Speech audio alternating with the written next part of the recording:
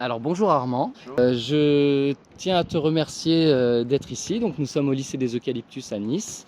Tu es venu pour partager un petit peu ton expérience. Je t'avais rencontré il y a plusieurs années. J'avais été vraiment ému et touché par ce que tu avais pu dire sur ta scolarité, ton parcours. Donc je te laisse la parole maintenant, te présenter et ensuite nous dire un petit peu comment tu as vécu cette scolarité avec le dispositif Ulysse. Bonjour Nicolas, merci à toi, merci de m'accueillir ici au lycée professionnel et général des Eucalyptus. C'est un honneur, vraiment. Voilà, je m'appelle Armand, du coup, voilà, ancien élève du lycée professionnel Les Palmiers. Voilà, ancien jeune aussi suivi par le dispositif Ulysse de ce même lycée, du coup. Voilà, je suis venu aujourd'hui vous témoigner, voilà un petit peu mon parcours et vous le faire partager et pour pouvoir vous le transmettre un petit peu. Voilà, bon, bah, je vais commencer un petit peu voilà, par mon parcours un peu personnel, hein. Voilà, j'ai été scolarisé en institut médico-éducatif de 2001 à 2016, même début 2017. J'ai entre-temps été scolarisé en école primaire de 2004 à 2008. J'ai été également scolarisé au sein du collège Roger Carles dans l'unité pédagogique d'intégration, ce qu'on appelait à l'époque les UPI et ce qu'on appelle maintenant les unités localisées d'inclusion scolaire, les dispositifs ULIS dans les collèges. Et j'ai également été scolarisé aussi au sein du lycée professionnel Les Palmiers dans la filière Bac Pro Gestion Administration avec un accompagnement du dispositif Ulysse de 2013 à juin à 2016. Voilà. Je suis peut-être un peu trop vague par rapport au mois, mais voilà, c'est à peu près ça.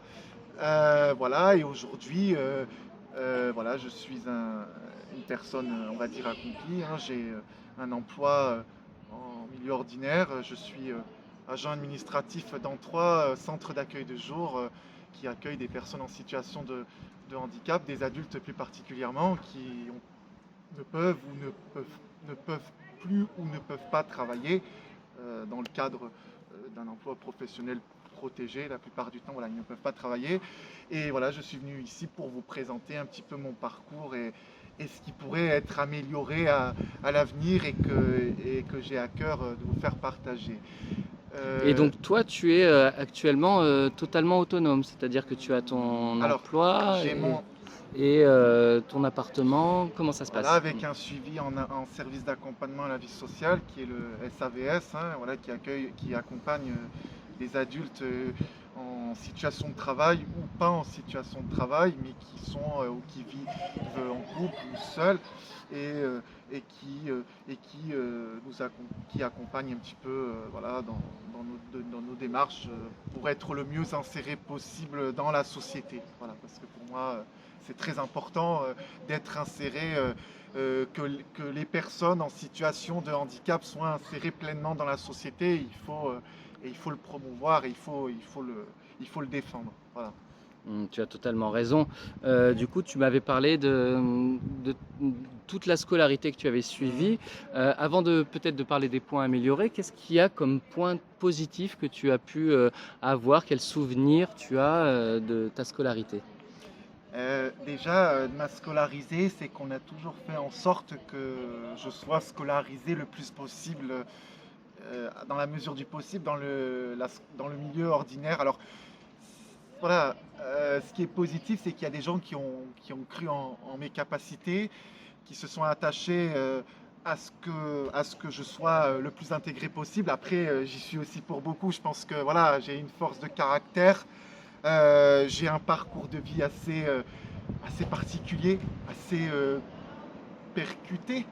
Je pense que c'est ce qui me caractérise aussi, c'est cette détermination à, pour moi, à faire en ce qui me concerne, à vouloir faire bouger les choses. Parce que il faut quand même savoir que pour un jeune qui est en IME, en institut médico-éducatif, il est très rare d'avoir un tel dispositif, d'avoir été scolarisé. Ça reste rare aujourd'hui, encore. Voilà, on le voit de plus en plus, mais ça reste encore très rare que les jeunes en IME soient scolarisés en extérieur, que ce soit dans les collèges ou dans les lycées professionnels ou dans les écoles primaires. Ça existe, mais c'est pas assez développé. Et c'est là où, voilà, où les différents intervenants à mes côtés ont pu m'accompagner dans ce que je souhaitais et qui ont vu mes capacités, j'ai envie de dire, voilà, intellectuelles ou autres, hein. Donc, de ce que je comprends, principalement, tu as cru en toi de par ton parcours et les difficultés que tu as rencontrées. Oui, Et d'autres gens ont cru en toi et c'est oui. cette association qui a fait que tu as pu réussir.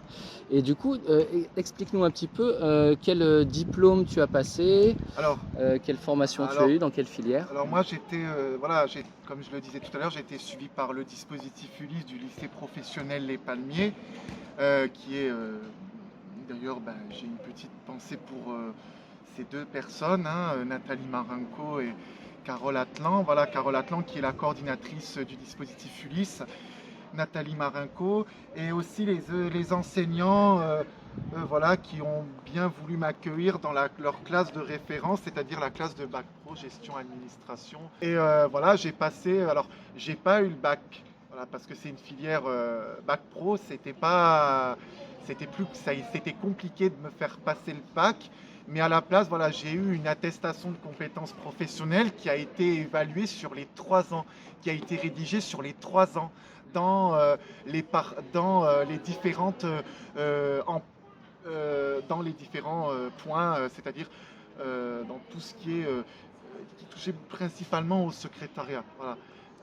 Et donc cette attestation de compétences Oui, a une réelle valeur professionnelle, tout à c'est-à-dire que fait. par rapport à ton parcours Tout personnel, à tu as fait. pu faire jouer cette attestation Alors, auprès de tes employeurs. pas tout à fait. Voilà, après ma sortie en lycée professionnel, je me suis d'abord orienté vers le milieu protégé, en sachant que je voulais partir sur du milieu ordinaire. Ça a toujours été mon souhait. Pour moi, comme je le disais tout à l'heure, c'était une vraie volonté de ma part, une vraie force de caractère aussi, voilà, d'être intégré comme tout le monde, presque comme tout le monde. Voilà. Et cette attestation de compétences professionnelles est reconnue, hein, je tiens à le dire. On peut aller se vendre chez n'importe quel employeur. Bien évidemment, ben, moi j'encourage aussi ces parcours-là, mais j'encourage aussi les futurs patrons qui pourraient accueillir des personnes en contrat d'apprentissage avec cette attestation de compétences professionnelles. Parce que je pense que dans les lycées professionnels, que ça soit même dans les CFA ou les CFAA, je pense qu'on peut toujours essayer de s'adapter parce que ben, on a toujours à apprendre dans la vie et oui, cette attestation nous permet ça permet de se situer et de suivre un petit peu dans notre temps, de suivre, si je puis dire, l'après, quoi, après le lycée professionnel ou le CFA, voilà, ça permet d'avoir un emploi, ça permet d'être reconnu, ça permet une reconnaissance personnelle et une reconnaissance de ceux qui ont œuvré, qui ont accompagné, voilà, c'est pas le terme vrai, hein, qui ont accompagné ce projet. Et alors en termes d'inclusion, que ce soit dans le champ professionnel ou à l'école, enfin quand je dis école, dans la scolarité, école élémentaire, collège et lycée, tu penses qu'on en est où en France à l'heure actuelle? Alors, ce qui est extraordinaire, c'est que moi je vois que dans le handicap en général, on évolue beaucoup sur la question. Alors, ce que je trouve dommage, c'est qu'on n'évolue pas, mais c'est en train, voilà, je suis en train, c'est en train d'émerger parce que là où je travaille, je suis quand même un des seuls à avoir été embauché après un parcours en ESAT pendant 6 ans. Pour en revenir à la scolarisation des élèves en situation de handicap, pardon, je pense qu'aujourd'hui, il y a encore du travail. Alors, il y a encore du travail, et je le disais tout à l'heure à un de vos collègues, il y a encore du travail sur la stigmatisation. Je pense qu'aujourd'hui, on ne voit pas assez les qualités que la personne en situation de handicap peut donner. la loi de 2005 aujourd'hui nous permet, on a la chance dans le handicap d'avoir ces lois qui existent pour l'égalité des droits et des chances. Et j'estime encore dans notre société qu'on ne l'utilise pas assez. Et c'est ce que je disais tout à l'heure, ces personnes ont on a vraiment beaucoup à donner, nous en tant que, enfin, ils ont, et nous en tant que, enfin, moi en tant que personne en situation de handicap, je sais que on a beaucoup à apporter. C'est ce que je disais tout à l'heure à votre collègue enseignant, on a beaucoup à apporter aux enseignants. Alors j'ai même envie de vous dire presque une leçon de vie parce que le handicap, c'est aussi une force dans la société, que ce soit dans le milieu professionnel, dans le milieu social, dans le milieu de l'habitation, dans le milieu de l'emploi. Voilà, je pense qu'aujourd'hui, on stéréotype, on fait trop il y a encore trop on protège trop, je pense, les personnes en situation de handicap, alors que je pense qu'aujourd'hui, tout être humain, alors il n'y a pas très longtemps au sein de mon établissement où je travaille, mais pas que là où je travaille, dans tous les établissements de l'ADAPI, on parle aujourd'hui d'autodétermination. Je pense qu'aujourd'hui, tout être humain a une autodétermination. Ce n'est pas parce qu'une personne en situation de handicap a eu une certaine incapacité qu'elle n'a pas une autodétermination en elle. Moi, je sais qu'en tant que personne, avant tout en situation de handicap, nous sommes avant tout des êtres humains et nous avons tous une autodétermination, nous avons tous envie de quelque chose, nous avons tous envie de donner une pierre à l'édifice dans cette société parce qu'on n'a qu'une seule vie, tout simplement, on n'a qu'une vie. Et si on ne cherche pas à faire le bien, ben on ne le fera jamais. Et c'est là où un être humain, être un être humain, ça a tout son sens pour moi. Même si aujourd'hui, ben, voilà, la réalité fait que ben, dans certains endroits, on peut être mal vu. Et c'est encore le cas, les personnes en situation de handicap restent encore mal vues. Mais je pense qu'ils sont mal vus parce qu'on n'a pas été formés. Je pense que les enseignants n'ont pas été formés, n'ont pas été informés et formés à ça. Et moi, ce que j'encourage, que ce soit pour les lycées professionnels, les écoles primaires, les CFA, les dispositifs qui vont permettre d'accompagner le jeune vers le plus d'autonomie sociale et professionnelle, parce que, encore une fois, voilà, il y a tout le versant professionnel, mais il y a tout le social, parce que il y a des jeunes, on va peut-être penser qu'ils ne sont pas capables, mais qu'en fait, ils sont tout à fait capables. Tu parlais d'un jeune tout à l'heure que tu suivais très bien en bac pro, on n'aurait jamais parié sur lui, alors que c'est tout le contraire. Oui, il y a peut-être des jeunes qu'on va peut-être pas arriver à accompagner comme on l'aurait pensé. Mais à l'inverse, on va peut-être penser que ce jeune n'est pas capable d'avoir son bac pro alors qu'il a son bac pro. On va peut-être penser que ce jeune n'aurait pas la chance d'avoir son attestation de compétences alors qu'il l'a. Il n'y a pas pour moi de sous-personne, de sur-personne. Aujourd'hui, c'est ce que je dis, c'est ce que je disais tout à l'heure, il n'y a pas de gens lambda et des gens, il n'y a pas de gens lambda et il n'y a pas des oui lambda et des non lambda. Ça n'existe pas. En d'autres termes, il n'y a pas de gens normaux. Ça n'existe pas. Pour moi, aujourd'hui, j'insiste vraiment sur le fait qu'on est tous des êtres humains. On est tous avec nos difficultés, avec nos savoir-être, notre savoir-faire, avec nos points forts, nos points faibles, on en aura tous. Mais si on se réunissait tous ensemble, eh ben on partagerait nos points forts et nos points faibles pour pouvoir se servir des points faibles pour pouvoir les rendre en points forts. Enfin, c'est peut-être un peu caricatural ce que je dis, mais il y a toujours dans la vie des moments où on va avoir des points faibles. Que ce soit les élèves ici au sein des classes dites ordinaires, et que ce soit les élèves du dispositif Ulysse, il faut quand même savoir, et j'insiste lourdement, tout le monde peut être un jour amené à être en situation de handicap. Tout le monde. Tout le monde. Ça peut être un accident de la vie, ça peut être un tas de choses. Tout le monde peut être amené à être en situation de handicap. Tout le monde un jour peut être amené à côtoyer un dispositif Ulysse dans les lycées professionnels. Et alors ? Je pense que ce qui différencie un petit peu peut-être les gens lambda, c'est qu'on a peut-être plus cette conscience. Eux ne l'ont peut-être pas parce qu'ils n'arrivent peut-être pas à se mettre à la place.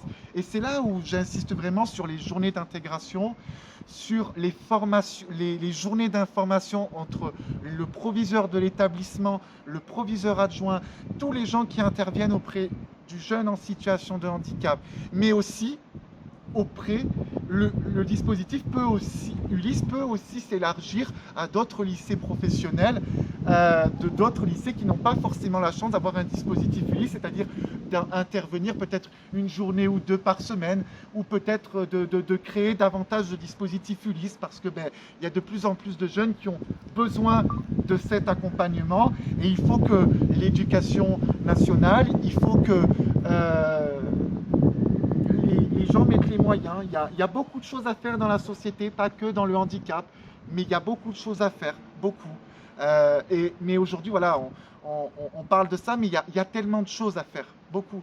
Et moi, aujourd'hui, voilà, si je puis dire, moi, ce que le dispositif Ulysse m'a apporté, c'est une certaine stabilité.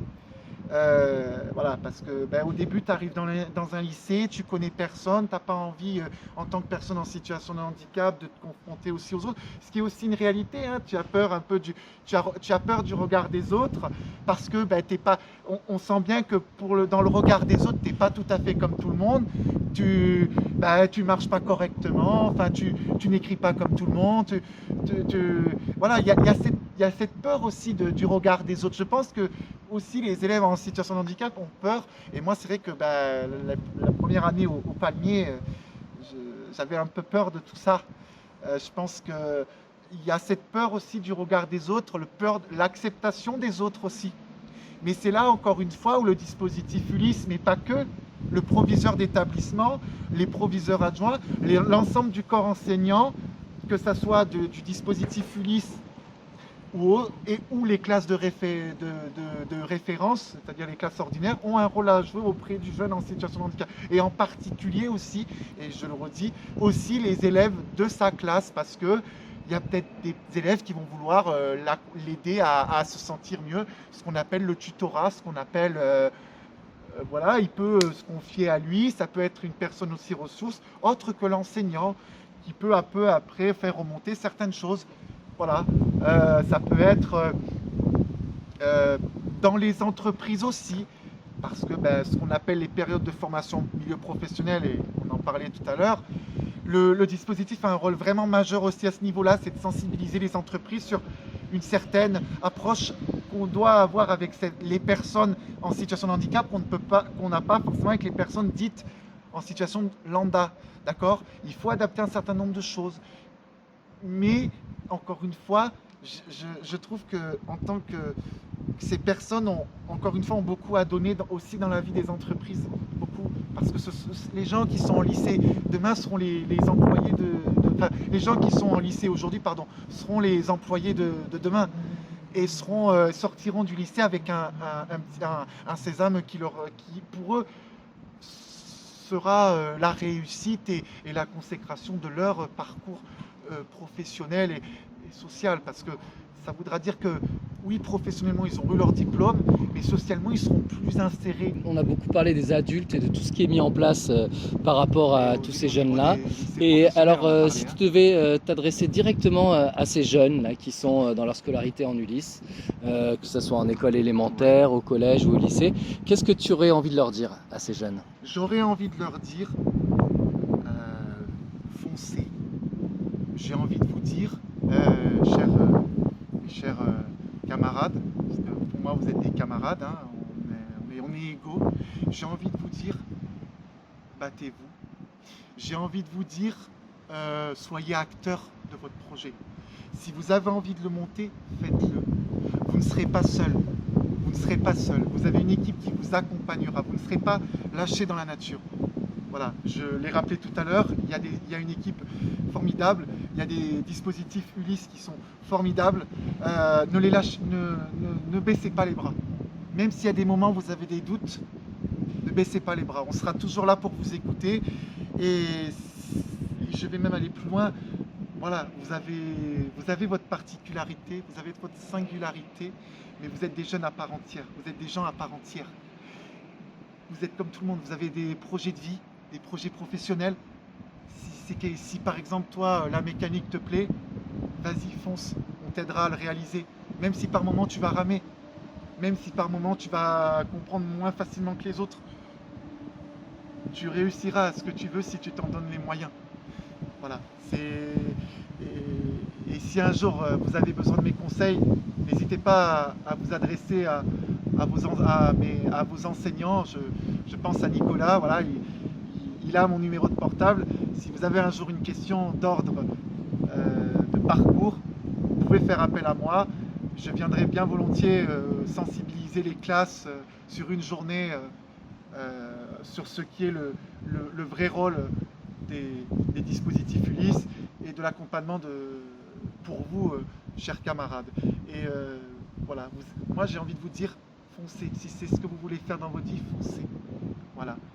Avec prudence, toujours, parce que le milieu ordinaire n'est pas le milieu protégé, c'est une autre dimension. Mais si c'est ce que vous souhaitez, foncez. Vous êtes acteur, c'est vous qui menez la barque. Il y a un capitaine, c'est vous. Les matelots sont là, les matelots, je pense aux enseignants, eux suivront derrière, vous inquiétez pas. Mais c'est vous qui menez la barque, c'est vous. Et le dispositif est derrière vous. Les enseignants sont derrière vous. Donc c'est vous les principaux acteurs. Mais vous inquiétez pas, les gens seront là pour vous accompagner tout au long de votre parcours de vie et de scolarité, puisqu'on parle beaucoup de la scolarisation. Voilà. Voilà. Eh ben, grand merci Armand, merci d'avoir pris du temps pour partager ton expérience. Merci. C'est une chance d'avoir quelqu'un comme toi qui arrive à poser des mots sur des Oui. ressentis. Moi j'ai croisé beaucoup de jeunes qui ont beaucoup de choses à dire comme toi, mais toi tu arrives à les expliciter et bien volontiers tu as répondu à mon invitation. C'est une chance de t'avoir ici, j'espère avoir l'occasion de te revoir et merci de ton message. Je sais que tu es quelqu'un de disponible et qui a envie de faire avancer les choses, donc vraiment un grand merci Armand. Ben, merci à tous et j'espère vraiment que le corps enseignant, le proviseur adjoint, et j'espère vraiment que même le rectorat verra cette vidéo parce qu'il y a vraiment de belles choses à mettre en œuvre et pour vous mes chers élèves camarades, anciennement camarades, hein, je suis un peu plus âgé que vous, mais en tout cas je n'oublie pas la volonté personnelle que je peux rencontrer. Voilà, j'espère vraiment que ça fera le tour de tous les lycées professionnels et même encore plus loin. Voilà, c'était vraiment le message que je voulais faire partager aux élèves en situation de handicap et également aux autres élèves qui ne sont pas forcément en situation de handicap. Et encore une fois, pour terminer, le handicap est une vraie force. N'est pas que il y a un terme on dit souvent, le handicap c'est t'es cap. Donc on est cap de faire quelque chose d'extraordinaire. Et le handicap c'est quelque chose d'extraordinaire. C'est une force extraordinaire dans la société. Donc on est cap. Voilà. Merci à tous. Merci à toi Armand.